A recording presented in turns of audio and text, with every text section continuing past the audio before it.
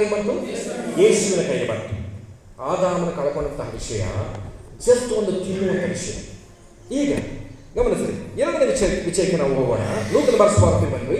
ಲೂಕನ ಬರೆಸುವ 4ನೇ ಅಧ್ಯಾಯದಲ್ಲಿ ಈಗ ಅನೇಕ ಹೊಸ ಅಂಶಗಳು ಬರ್ತದೆ, ಪ್ರಕಟಣೆಗಳು ಉಂಟಾಗ್ತದೆ. ಗಮನ ಇಟ್ಟು ನಮ್ಮ ಸಂಗತಿ ಕೇಳಿಸ್ಕೊಳ್ಬೇಕೆಂಬುದಾಗಿ ಕೇಳ್ಕೊಳ್ತೇನೆ. 5ನೇ ವಚನ ಮತ್ತು 6ನೇ ವಚನ. ಆತನನ್ನು ಮೇಲಕ್ಕೆ ಕರೆದುಕೊಂಡು ಹೋಗಿ ಕ್ಷಣಮಾತ್ರದಲ್ಲಿ ಲೋಕದ ಎಲ್ಲಾ ರಾಜ್ಯಗಳನ್ನು ಆತನಿಗೆ ತೋರಿಸಿ, ಇವೆಲ್ಲವುಗಳ ಅಧಿಕಾರವನ್ನು ಇವುಗಳ ವೈಭವವನ್ನು ನಿನಗೆ ಕೊಡುವೆನು.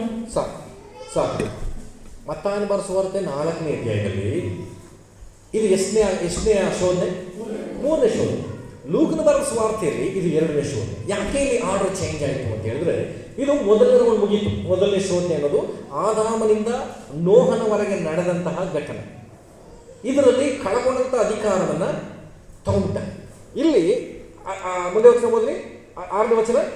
ಇದೆಲ್ಲ ಸೈತಾನ ಹೇಳ್ತಿದ್ದಾನೆ, ಈ ವೈಭವಗಳನ್ನೆಲ್ಲ ನಿನಗೆ ಕೊಡುವೆನು, ಇದೆಲ್ಲ ನನಗೆ ಕೊಡ್ತದೆ.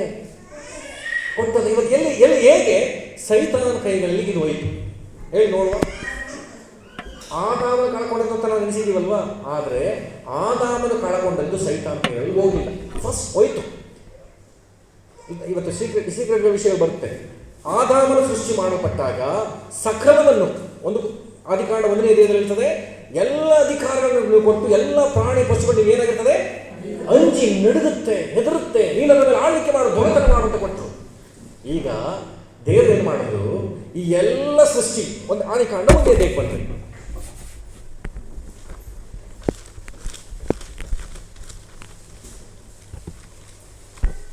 ಸೃಷ್ಟಿ ಕ್ರಮವಾಗುವುದಕ್ಕಿಂತ ಮುಂಚೆ ನಿಮ್ಮ ಪ್ರಶ್ನೆ ಕೇಳ್ತೀನಿ.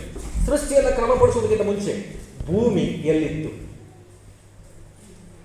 ಭೂಮಿ ಯಾವುದೊಳಗಿತ್ತು? ನೀರಿನೊಳಗಿತ್ತು. ಹೌದಾ? ಆದಿಕಾಂಡ 1ನೇ ಅಧ್ಯಾಯ 2ನೇ ವಚನ.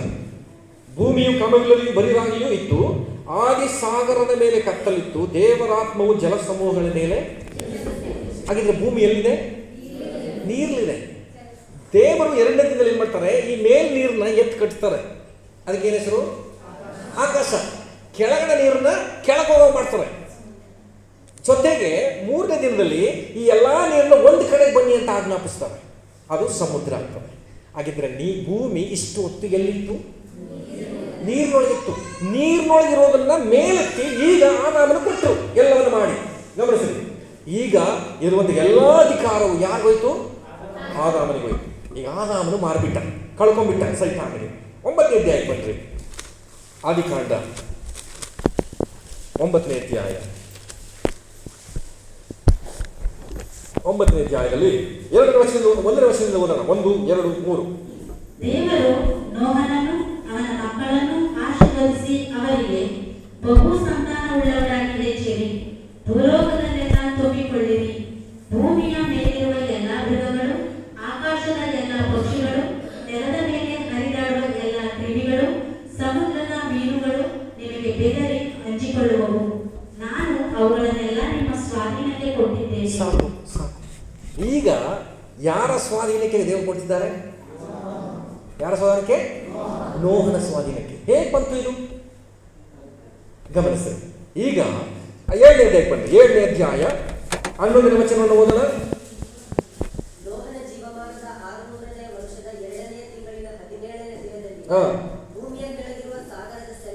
ಒಡೆದವು, ಕೆರಡವು, 40 ದಿವಸವು ದಿನವೂ ಹಗಲಿರುಳು ಭೂಮಿಯ ಮೇಲೆ ದೊಡ್ಡ ಮಳೆ ಸುರಿಯಿತು. ಸಾಕು. ಈಗ ಕೆಳಗಿನ ತೂಗುಗಳನ್ನು ದೇವರು ಹೋಗುವಂತೆ ಮಾಡಿದ್ರು. ಆದಿಕಾಂಡ 1ನೇ ಅಧ್ಯಾಯದಲ್ಲಿ ಮೇಲಿರುವಂಥ ಆಕಾಶವನ್ನು ಎತ್ತಿ ಕಟ್ಟಿ ಆಕಾಶ ಮಾಡಿದ್ರು. ಆ ನೀರನ್ನ ಮೇಲಿನ ತೂಗು ತೆರೆದುಬಿಡ್ತು, ಕೆಳಗಿನ ತೂಗು ತೆರೆದುಬಿಡ್ತು. ಈಗ ಭೂಮಿ ಎಲ್ಲಿದೆ? ನೀರಿನೊಳಗಿದೆ. ಇದೇ ಅಧ್ಯಾಯದ 20ನೇ ವಚನಕ್ಕೆ ಬನ್ರಿ.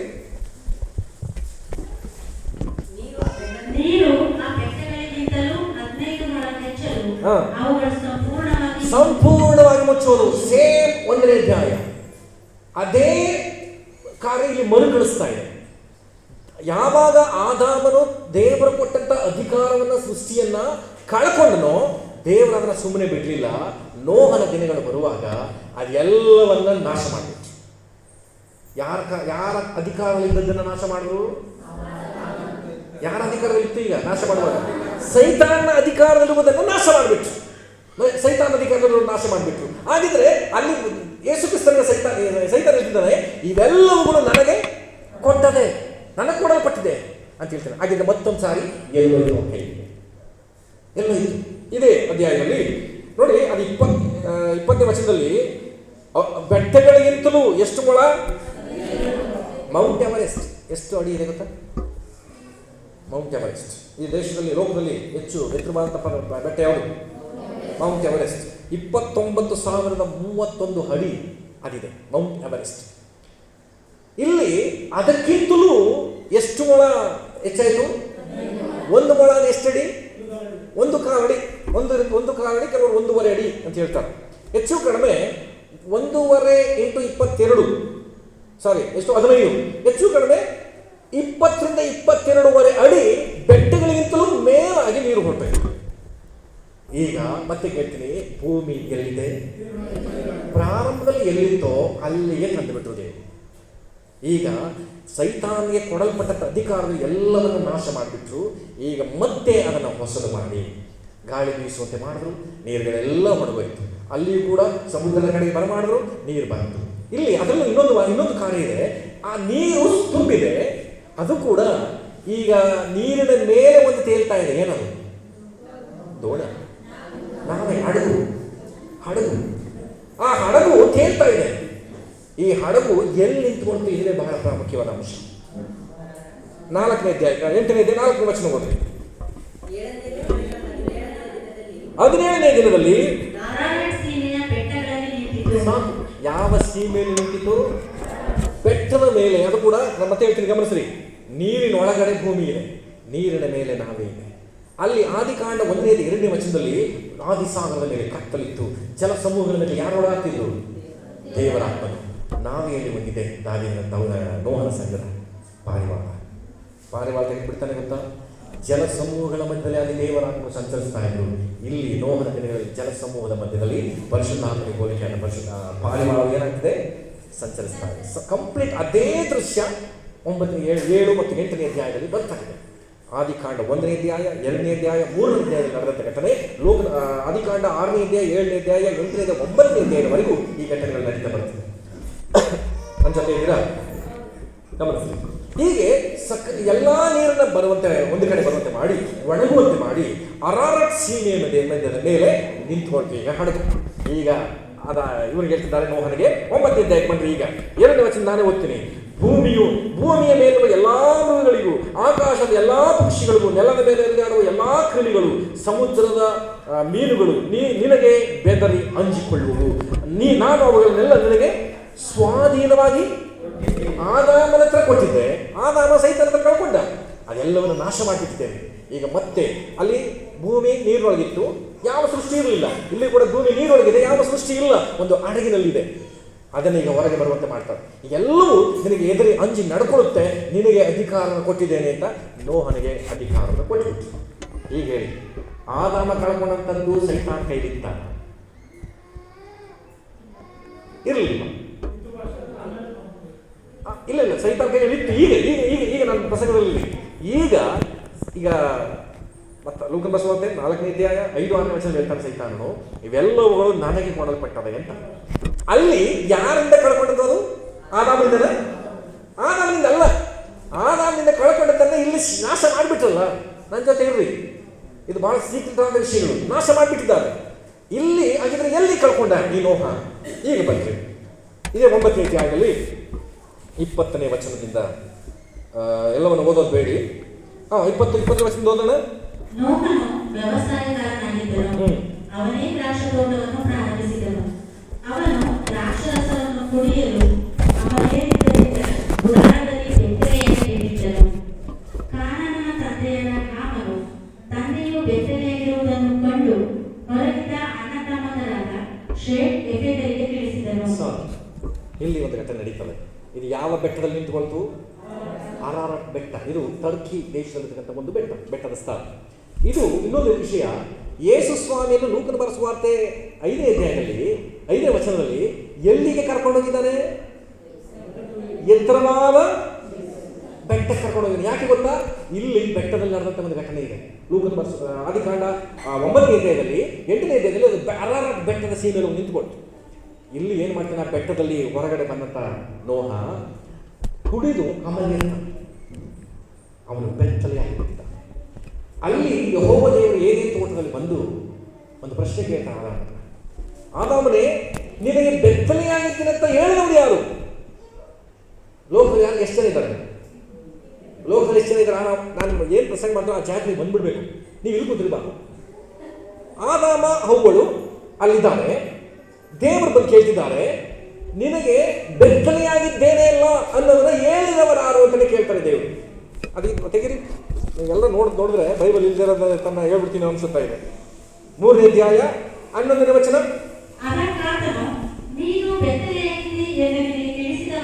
ಸಾಕು, ಯಾರಿದ್ರು ಅಲ್ಲಿ ಹೇಳಕ್ಕೆ ತಿಳಿಸಕ್ಕೆ? ಯಾರೂ ಇಲ್ಲ. ಇವತ್ತು ನಾವೆಲ್ಲ ಬಟ್ಟೆ ಹಾಕಿದೀವಿ, ಹೌದಾ? ಬಟ್ಟೆ ಹಾಕಿಲ್ದೇನವ್ರನ್ನ ನೋಡಿದ್ರೆ ಏನಿಸುತ್ತೆ? ಬೆತ್ತಲೆ ಆಗಿದ್ದಾರೆ ಅಂತ.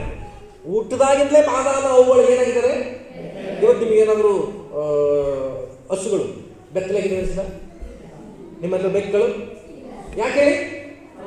ಅದು ಹಾಗೇ ಇದೆ, ಹಾಗೇ ಇದೆ. ಆದಾಮ ಅವುಗಳು ಕೂಡ ಹೀಗೆ ಇದ್ರು. ಆದರೆ ಆ ದೇವ್ರಿಗೆ ಆಶ್ಚರ್ಯ ಆಯಿತು. ಏನಂತ? ಬಟ್ಟೆ ಹಾಕಿಲ್ಲ, ನೀನು ಬೆತ್ತಲೆ ಆಗಿದೆ ಅಂತ ನಿಂಗೆ ಹೇಳೋದು ಯಾರು? ಆಗ ಆತನ ಉತ್ತರ ಕೊಟ್ಟಂತ ಮೇಲೆ ಶಾಪ ಬರ್ತದೆ ಸರ್ಪಕ್ಕೂ ಭೂಮಿ, ಹೌದಾ? ಬೆತ್ತಲೆ ತನವನ್ನ ತಿಳಿಸಿದವರಿಗೆ ಶಾಪ ಬಂತು. ಈ ಬೆತ್ತಲೆ ತನದಿಂದಲೇ ಎಲ್ಲವನ್ನ ಆತನು ಕಳ್ಕೊಂಡಿದ್ದ. ಆಗ ಇಲ್ಲಿ ನೋಹನ ಜೀವನಕ್ಕೆ ಬರೋದಾದ್ರೆ ಕುಡಿದು ಈಗ ಅಮಲೇತಿದ್ದಾನೆ. ಅಮಲೇರಿ ಇವನು ಕೂಡ ಏನಾಗಿದ್ದಾರೆ? ಬೆತ್ತಲೆ ಆಗಿದ್ದ. ನಾವು ನೆನೆಸ್ಬೋದು, ಅವನಾಗಿದ್ದು ಕುಡ್ದ, ಹೌದಾ? ಅವನಾಗಿದ್ದು ಬೆತ್ತಲೆ ಆಗಿದ್ದ. ಮನವೊಳಗೆ ಕಿವಿಮಂಗೆ ಬರತ್ತಪ್ಪ, ಬಂದು ನೋಡ್ದ, ಅದನ್ನೇ ಯಾಕಾದ್ರೂ ಶಾಪ ಕೊಡಬೇಕಿತ್ತು ಅಂತ ನಾವು ನೆನೆಸಿದ್ದೀವಿ. ಆದರೆ ಆದಿಕಾಂಡದಲ್ಲಿ ಬೆತ್ತಲೆ ತನವನ್ನ ತಿಳಿಸಿದವನಿಗೆ ಶಾಪ ಬಂತು. ಈ ಕಿರಿಮಗನು ಹೋಗಿ ಏನ್ ಮಾಡ್ತಾನೆ? ಅಣ್ಣಂದ್ರಿಗೆ ಹೋಗಿ ಬೆತ್ತಲೆ ತನವನ್ನು ತಿಳಿಸಿದ್ದಾನೆ. ಅರ್ಥ ಆಗ್ತಿದೆಯಾ? ಇದನ್ನು ಯಾರಿಗೆ ಹೋಲಿಕೆ ಆಗಿದ್ದಾನೆ? ಸರ್ಪಕ್ಕೆ, ಸೈತಾನಿಗೆ ಹೋಲಿಕೆ ಆಗಿದ್ದಾನೆ. ಕಂಪ್ಲೀಟ್ ಆದಿಕಾಂಡ 1, 2, 3ನೇ ಅಧ್ಯಾಯದಲ್ಲಿ ಏನು ನಡೀತದೋ 7, 8, 9ನೇ ಅಧ್ಯಾಯದಲ್ಲಿ ಕಂಪ್ಲೀಟ್ ಅದೇ ವಿಚಾರ ನಡೀತದೆ. ನಾನು ಎಷ್ಟು ಸರಿ 11ನೇ ಅಧ್ಯಾಯದಲ್ಲಿ ಹೋದ್ರಿ, ಆದಿಕಾಂಡ 11ನೇ ಅಧ್ಯಾಯನ ಪ್ರತಿ ಸಾರಿ ಅದನ್ನೇ ಹೆಚ್ಚು ಓದ್ ನೋಡಿ, ಹೊಸ ಪ್ರಕಟಣೆ ನಾನು ಅವರು ಮಾಡ್ತೀನಿ. ಈ ಆದಿಕಾಂಡದಲ್ಲಿ ಇವತ್ತು ಇದನ್ನು ಹೇಳುವಂತೆ ತನ್ನ ಬೆತ್ತಲೆತನವನ್ನ, ತನ್ನ ತಂದೆಯ ಬೆತ್ತಲೆತನವನ್ನು ಅಣ್ಣಂದರಿಗೆ ಹೋಗಿ ಹೇಳಿದಾಗ, ಆದಿಕಾಂಡದಲ್ಲಿ ಬೆತ್ತಲೆತನವನ್ನು ದೇವರಿಗೆ ತಂದು ಆದಾಮನಿಗೆ ತಿಳಿಸಿದ ತಕ್ಷಣವೇ ಆ ದೇವರು ಚರ್ಮದ ಅಂಗಿಯನ್ನು ಮಾಡಿ ಅದರಲ್ಲಿ ಓಡಿಸುತ್ತಾರೆ, ಹೌದಾ?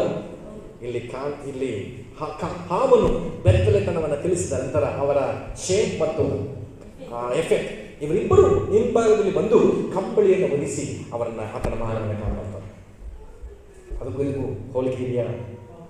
ತಂದೆಯಾದ ದೇವರಲ್ಲಿ ಯಾವುದನ್ನು ಒದಿಸಿದ್ರು? ಚರ್ಮದಂಗಿಯನ್ನು ಓಡಿಸಿದ್ರು ಬೆತ್ತಲೆತನಕ್ಕೆ. ಇಲ್ಲಿ ಕಂಬಳಿಯನ್ನು ತನ್ನ ಮಕ್ಕಳು ಹೋಲಿಸ್ತಾರೆ. ಈ ರೀತಿಯಾಗಿ ನೋಹನ ಬೆತ್ತಲೆಯ ತನದ ನಿಮಿತ್ತ ಸೈತಾನನಿಗೆ ಎಲ್ಲವನ್ನ ಬಿಟ್ಟುಕೊಡಬೇಕು.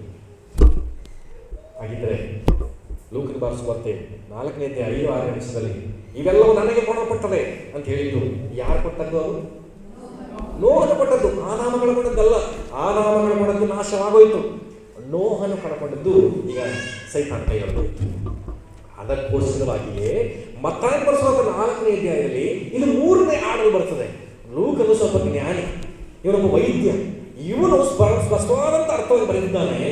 ಮೊದಲನೇದು ಕಲ್ಲು ರೊಟ್ಟಿ ಆಗುತ್ತೆ ಮಾಡು, ಆದಾಮನಿಂದ 1ನೇ ಅಧ್ಯಾಯದಿಂದ 6ನೇ ಅಧ್ಯಾಯದವರೆಗೆ ಮೊದಲನೇ ರೌಂಡ್. ಈಗ ಬಾಕ್ಸಿಂಗ್ ಎಲ್ಲ ನೋಡಿದ್ದೀರಾ? ಮೊದಲನೇ ರೌಂಡ್, 2ನೇ ರೌಂಡ್ ಅಂತ ಮಾಡಿದ್ದಾರೆ, ಗೊತ್ತಾ? ಮೊದಲನೇ ರೌಂಡ್ ಗೆದ್ಬಿಟ್ರು. ಮೊದಲನೇ ಶೋಧನೆಯಲ್ಲಿ ಕಲ್ಲು ರೊಟ್ಟಿ ಆಗುತ್ತೆ ಮಾಡದೆ ಜಯಿಸ್ಬಿಟ್ರು, ಅವ್ರ ಕೈ ಬಂದ್ಬಿಡ್ತು ಅಧಿಕಾರ. ಈಗ 2ನೆಯ ರೌಂಡ್, ಅದುವೇ ಅರಾರತ್ ಸೀಮೆಯ ಬೆಟ್ಟದ ಸೀಮೆಯಲ್ಲಿ ನಿಂತುಕೊಂಡಂತ ವಿಷಯವನ್ನ ಮತ್ತೆ ಬೆಟ್ಟಕ್ಕೆ ಕರ್ಕೊಂಡು ಹೋಗ್ತಾರೆ ಸೈತಾನ. ಅವತ್ತು ಬೆಟ್ಟದಲ್ಲಿ ನೀನು ಕಳ್ಕೊಂಡಿಲ್ಲ ಅವನು. ಈಗ ನನ್ನ ಹತ್ರ ಇದೆ, ನೀನು ನಾನು ಗಂಟು ಬಿದ್ದರೆ ನನಗೆಲ್ಲವನ್ನು ಏನು ಮಾಡ್ತೀನಿ? ಕೊಟ್ಟು ಬಿಡ್ತೀನಿ. ನೀನು ಇದನ್ನು ಬಿಡಿಸ್ಕೊಳಕ್ತಾನೆ ಬಂದಿದ್ದೀಯಾ? ನಾನು ಕೊಡ್ತೀನಿ ಎಂಬುದಾಗಿ ಹೇಳ್ತಾನೆ. ಈಗ ಯೇಸು ಸ್ವಾಮಿಯ ಉತ್ತರ ಏನು? ತೆಗೆದುಕೊಂಡು ಲೂಕ 4ನೇ ಅಧ್ಯಾಯ, ಲೂಕನು 4ನೇ ಅಧ್ಯಾಯ ಅದರ 7ನೇ ವಚನ, 8ನೇ ವಚನವನ್ನು ಓದ್ರಿ.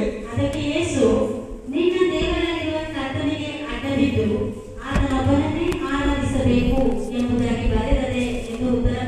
ಸಾಕು. ಇದರ ಉತ್ತರ ಯಾಕೆ ಇದೇ ಉತ್ತರ ಕೊಡಬೇಕಿತ್ತು ಯೇಸು ಸ್ವಾಮಿ. ಯಾಕಂದರೆ ಈತನು ಹೇಳ್ತಿದ್ದಾನೆ, ಆದಾಮ ಕಳ್ಕೊಂಡಿದ್ದ, ಅದು ನನ್ನ ತಪ್ಪೇ ಇತ್ತು, ನೀನು ನಾಶ ಮಾಡಿರ್ಬೋದು. ಎರಡನೇದಾಗಿ ನೋಹ ಕಳ್ಕೊಂಡ, ಅದು ನನ್ನ ಹತ್ರ ಇದೆ. ನಿನಗೇನು ಬೇಕು? ಕಳ್ಕೊಂಡ್ರೆ ತಾನೇ ಪಡ್ಕೊಳಕ್ಕೆ ಬಂದಿದೆಯಾ?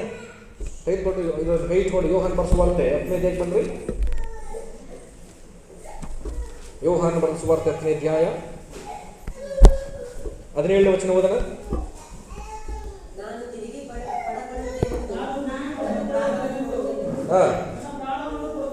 ಸಾಕು, ನಾನು ಏನೆಲ್ಲ ಕಳ್ಕೊಂಡಿದ್ದೀನೋ ಅದೆಲ್ಲವನ್ನು ನಾನು ಪಡ್ಕೊಳ್ತೀನಿ. ಅದಕ್ಕೋಸ್ಕರವಾಗಿ ನಾನು ಈ ಭೂಮಿಗೆ ಬಂದಿದ್ದೀನಿ ಎಂಬುದಾಗಿ ಯೇಸು ಸ್ವಾಮಿ ಅದರ ತಿಳಿದಂಥ ಸೈತಾನನು ಆಲೋಚನೆ ಕೊಟ್ಟಿದ್ದಾನೆ, ನೀನು ಏನು ಮಾಡಬೇಡ, ನನಗೆ ಅಡ್ಡು ಬೀಳು, ನಾನು ನಿನಗೆ ಕೊಟ್ಬಿಡ್ತೀನಿ. ಈಗ ಯೇಸು ಸ್ವಾಮಿ ಹೇಳ್ತಿದ್ದಾರೆ, ನಿನ್ನ ದೇವರಾಯ ಕರ್ತನೊಬ್ಬನನ್ನೇ. ಇವತ್ತು ನಾವೇನು ಮಾಡ್ತಿದ್ದೀವಿ?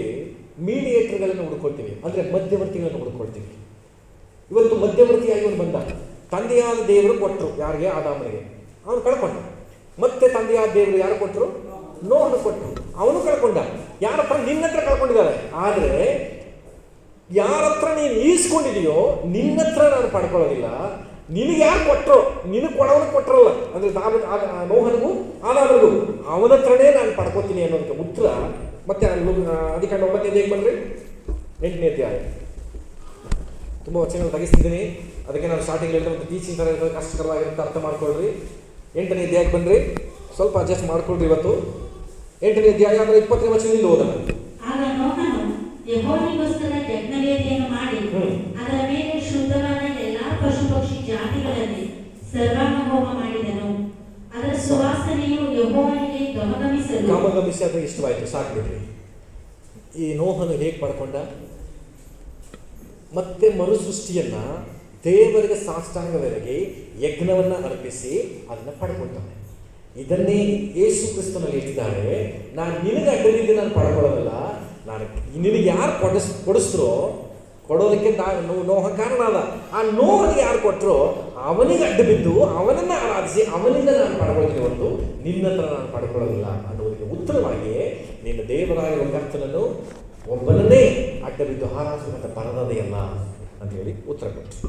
ಇವತ್ತು ನಾವು ಮಧ್ಯವರ್ತಿಗಳನ್ನು ಹುಡುಕಿ ಎಷ್ಟೋ ವಿಷಯಗಳಲ್ಲಿ ಜನರನ್ನು ನಾವು ಹುಡುಕಿ ಹೋಗ್ತೀವಿ, ಆಶೀರ್ವಾದಗಳನ್ನು ಹುಡುಕಿ ಹೋಗ್ತೀವಿ. ಮಧ್ಯಂತರದಲ್ಲಿ ಯಾವುದಾದ್ರೂ ಇವತ್ತು ನಾನು ಕೆಲವು ವಿಶ್ವಾಸಗಳ ಮನೆಗೆ ಹೋಗಿದ್ದೀನಿ, ಕ್ರೈಸ್ತರ ಮನೆಗೆ ಹೋಗಿದ್ದೀನಿ. ನನ್ನ ಮಕ್ಕಳಿಗೆ ಹುಷಾರಿಲ್ಲ ಅಂದ ತಕ್ಷಣ ಕ್ರೈಸ್ತರು ಹೋಗಿ ತಾಯ್ತ ಕಟ್ಟಿಸ್ತಾರೆ, ಹೋಗಿ ಮುಡಿ ಮನೆ ಹಾಕಿಸ್ತಾರೆ, ತಪ್ಪಾದಂಥ ಸ್ಥಳಗಳಲ್ಲಿ ಹೋಗಿ ಶಾಸ್ತ್ರ ಕೇಳ್ತಾರೆ, ತಪ್ಪಾದ ಕಡೆಗಳಲ್ಲಿ ಹೋಗಿ ಹೆಂಗಾರು ಗುಣ ಆಗಲಿ ಅಂತೇಳಿ ಪ್ರಯತ್ನ ಪಡ್ತಿದ್ದಾನೆ. ಇದು ಮಧ್ಯವರ್ತಿಗಳನ್ನ ಮೀಡಿಯೇಟರ್ನ ಹುಡುಕುವಂತಹ ಪ್ರಯತ್ನ. ಯೇಸು ಕ್ರಿಸ್ತನಿಗೂ ಸೈತಾನ ಅದನ್ನೇ ತೋರಿಸಿದ್ದು, ಮಧ್ಯವರ್ತಿಯನ್ನು ನಾನು ಬರ್ತೀನಿ, ನೀನು ಶಿಲುಬೆಯನ್ನು ಜಯಿಸಿ ನಾವು ಮತ್ತೊಂದು ಮಾಡಿ ನೀನು ಅದನ್ನು ಪಡ್ಕೋಬೇಡ, ನನಗೆ ಅಡ್ಡು ಬೀಳ್ಬೇಡ, ನಾನು ಬಿದ್ದರೆ ನಾನು ಸುಲಭವಾಗಿ ನಿನಗೆ ಕೊಂಡು ಬಿಡ್ತೀನಿ ಎಂಬುದಾಗಿ ಹೇಳಿದ. ಆದರೆ ಯೇಸು ಕ್ರಿಸ್ತನು ಈ ಶೋಧನೆಯನ್ನು ಕೂಡ ಜಯಿಸಿ ಅಧಿಕಾರವನ್ನು ಪಡ್ಕೊಂಡ್ಬಿಟ್ಟು. ಆಮೇಲೆ ಇದಕ್ಕಾಗಿ ಸ್ವಾಮಿ ಯೋಹಾನ 16:33 ನಾನು ಲೋಕವನ್ನು ಜಯಿಸಿದ್ದೇನೆ. ಆದಾಮನ ಕಳ್ಕೊಂಡಿದ್ದನ್ನು ಯೇಸು ಮೊದಲ ನೋಡಿ ಜಯಿಸಿದ್ರ? ನೋಹನ ಜೀವನದಲ್ಲಿ ಕಳ್ಕೊಂಡಿದ್ದನ್ನು ಜಯಿಸಿದ್ರ? ಎರಡನೇದಾಗಿ ಅದನ್ನು ಮಾಡ್ಕೊಂಡಿದ್ದಾರೆ. ಇದಕ್ಕಾಗಿ ಯೇಸು ಹೇಳಿದ್ದು, ನಾನು ನಿಮಗೆ ಅಧಿಕಾರವನ್ನು ಕೊಟ್ಟಿದ್ದೇನೆ, ಹೊರಡಿ ಎಂಬುದಾಗಿ ಶಿಷ್ಯನಿಗೆ ಹೇಳಿದ್ದು. ನಂತರವಾಗಿ ಶಿಲುಬೆ ಮೇಲೆ ತನ್ನ ಪ್ರಾಣವನ್ನು ಕೊಡೋದಾದ ಬೇರೆ ಉಪವಾಸ ಇರಬೇಕಾ? ಯೇಸು ಸ್ವಾಮಿ ಹಾಗೆ ಏನೆಲ್ಲ ನಾನು ಕಳ್ಕೊಂಡಿದ್ದೀನೋ ಅದಕ್ಕಾಗಿ ಉಪವಾಸ ಇರಲಿ. ಯಾವುದನ್ನೆಲ್ಲ ಪಡ್ಕೋಬೇಕು ಅದಕ್ಕೋಸ್ಕರ ಉಪವಾಸ ಇರಬೇಡ್ರಿ, ಏನೆಲ್ಲ ಕಳ್ಕೊಂಡಿದ್ದೀನೋ ಅದಕ್ಕೋಸ್ಕರವಾಗಿ ಉಪವಾಸ ಇರಲಿ. ಯೇಸು ಸ್ವಾಮಿ ಉಪವಾಸ ಇರಲಿ. ಇದಕ್ಕಾಗಿಯೇ ಆದಾಮನಿಂದಲೂ ನೋಹನಿಂದಲೂ ಕಳ್ಕೊಂಡಿದ್ದನ್ನು ನಾನು ಪಡ್ಕೊಳ್ಳೋದಕ್ಕೋಸ್ಕರವಾಗಿ ಉಪವಾಸ ಇರ್ತೇನೆ ಎಂಬುದಾಗಿ ಉಪವಾಸ ಇದೆ. ಇವತ್ತು ಉಪವಾಸದ ಅರ್ಥ ಗೊತ್ತಿಲ್ಲ, ಅನೇಕ ಉಪವಾಸ ಇರುತ್ತಾನೆ. ಯೇಸು ಸ್ವಾಮಿ ಕೂಡ ಮಾರ್ಗದರ್ಶನ ಸ್ವಾಮಿ 10:23 ನೆನೆಸ್ತಿದ್ದಾರೆ, ಹೇಳ್ತಿದ್ದಾರೆ ಏನಂತ? ಈ ಜಾತಿಯು ಉಪವಾಸದಲ್ಲೂ ಪ್ರಾರ್ಥನೆಯಿಂದಲೂ ಹೊರತು ಬೇರೆ ಮಾತನಾಡಲು ಬಿಟ್ಟು ಹೋಗೋದಿಲ್ಲ. ನನಗೊಬ್ರು ಹೇಳ್ತಾ ಇದ್ದೆ, ಯಾರೋ ನೆನಪಿಲ್ಲ, ಉಪವಾಸ ಇರ್ತೀನಿ ಅಂತ. ನಿನಗೆ ಯಾವ ಜಾತಿ ಹೇಳ್ತಿದ್ದು ನೀವು ಉಪವಾಸ ಇರೋಕ್ಕೆ ಅಂತ ಕೇಳಿದೆ. ಕೆಲವು ಅರ್ಥ ಆಯ್ತಾ? ಅದು ಯಾವ್ದ್ರ ಬಗ್ಗೆ ಹೇಳ್ತಾ ಇದೆ ಸ್ವಾಮಿ? ಒಂದು ದುರಾತ್ಮದ ಬಗ್ಗೆ ಹೇಳ್ತಾರೆ. ಹೌದಾ? ಈ ಜಾತಿ ಉಪವಾಸದಿಂದಲೇ ಪ್ರಾರ್ಥನೆಯಿಂದ ಬಿಟ್ಟು ಹೋಗಲ್ಲಪ್ಪ, ನೀನು ಉಪವಾಸ ಇರು ಅಂತ ಹೇಳಿದ್ರು ಶಿಷ್ಯರಿಗೆ. ಯಾವ ಜಾತಿ? ದೆವ್ವದ ಜಾತಿ. ಈಗ ನಾನು ನೀನು ಸುಮ್ಮನೆ ಉಪವಾಸ ಅಂದರೆ ನಿನಗೆ ಯಾವ ಜಾತಿ ಹಿಡ್ಕೊಂಡಿದ್ದು? ನಾನು ಉಪವಾಸ ಇರಬೇಕಾದ ಒಂದಕ್ಕಾಗಿ ನಾನು ಯಾವುದನ್ನೆಲ್ಲ ಕಷ್ಟದಿಂದ ಕಳ್ಕೊಂಡಿದ್ದೀನೋ ಅದಕ್ಕಾಗಿ ನಾನು ಉಪವಾಸ ಇದ್ದು ಜಯವನ್ನು ಪಡೆಯಬೇಕಾಗಿದೆ. ಆಮೇಲೆ ನನಗೆ ಸಮಯ ಬೇರೆ ಕಡಿಮೆ ಇರೋದ್ರಿಂದ ಇನ್ನೂ ಕಠಿಣವಾದಂಥ ವಿಷಯಗಳು ನಮಗೆ ಅರ್ಥ ಮಾಡಿಸ್ಬೇಕಾಗಿರೋದ್ರಿಂದ ನಾನು ಬೇಗ ಹೋಗ್ತೀನಿ, ಗಮನಿಸ್ರಿ. ಹೀಗೆ ದೇವರ ಉತ್ತರ ಅದಾಗಿತ್ತು. ನನಗೆ ಅಡ್ಡು ಬೀಳು ಅಂತ ಹೇಳಿದಂಥ ಸೈತಾನನಿಗೆ, ನನ್ನ ದೇವರನ್ನು ಯಾಕೆ ಅಡ್ಡು ಬೀಳ್ತೀನಿ ಅಂದರೆ, ನೋಹ ದೇವರನ್ನ ಅಡ್ಡು ಬಿದ್ದು ಆತನ ಪಡ್ಕೊಂಡಿದ್ದ. ನಾನು ಆತನನ್ನೇ ಅಡ್ಡು ಬಿದ್ದು ನಾನು ಪಡ್ಕೊಳ್ತೀನಿ ಹೊರತು ನಿನಗೆ ನಾನು ಅಡ್ಡು ಬೀಳೋದಿಲ್ಲ. ಯಾರು ಕೂಡ ಯಾವುದೇ ಮಧ್ಯವರ್ತಿಗಳನ್ನ ಇಟ್ಟು ಯಾವುದೇ ದೇವಸ್ಥಾನಗಳಿಗೆ ಹೋಗಿ ನಿಮಗೆ ಆರೋಗ್ಯ ಬರುತ್ತೆ ಅಂತಂದರೆ ದಯಮಾಡಿ ಅಂತ ಸ್ಥಳಕ್ಕೆ ಹೋಗಿ ಅಲ್ಲಿಯ ಅಡ್ಡು ಬಿದ್ದಿದ್ರೆ ಒಂದು ವೇಳೆ ಬರ್ತಿತ್ತು, ಆದರೆ ನಮಗೆ ರಕ್ಷಣೆ ಇರಲಿಲ್ಲ, ನಮಗೆ ರಕ್ಷಣೆ ಸಿಗ್ತಿರಲಿಲ್ಲ. ಆದ್ದರಿಂದ ನಾವು ಎಚ್ಚರಿಕೆಯಿಂದ ನಮ್ಮ ಜೀವಿತವನ್ನು ಕಾಪಾಡಿಕೊಳ್ಳಿಕ್ಕೆ ಮನಸ್ಸು ಮಾಡೋಣ.